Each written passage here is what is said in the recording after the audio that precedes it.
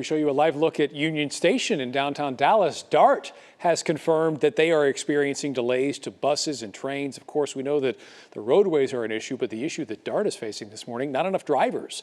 I want to say good morning to William Joy, who was at a DART station this morning. William, you're doing your best to stay warm, buddy.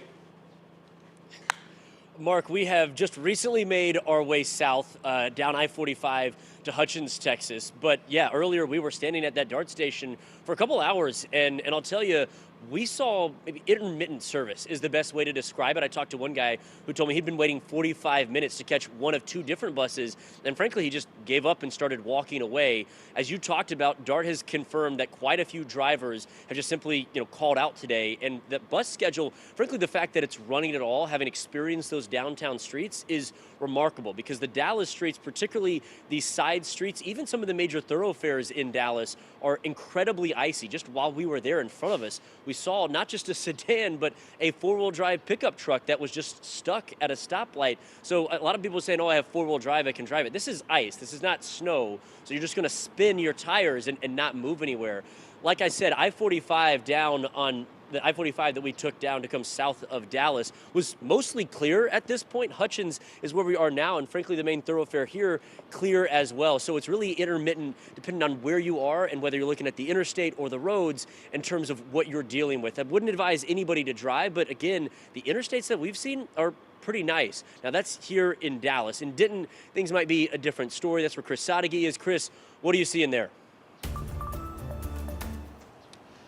William, we've been here in Denton all morning long, and just within the last few minutes or so, we had that precipitation. It stopped for now, but we were expecting that precipitation to make an already slick situation worse. This is what is on the ground right now, an inch and a half of ice. The more rain we get, it's just going to hit it and it's going to freeze. Now, we have been out here keeping an eye on this railroad track. The reason why, take a look at this video. You're going to see a car sideways in the road as the train arms are coming down. The reason it's like that, they were coming down that hill.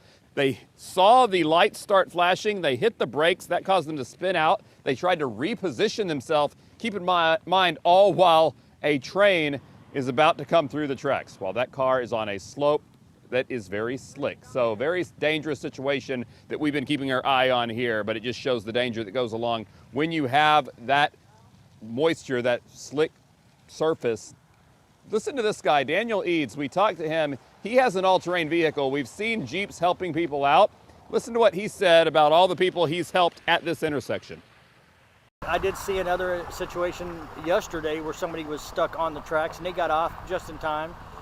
Within a few minutes of a train coming through, but it was a freight train, not one of the commuter trains like this.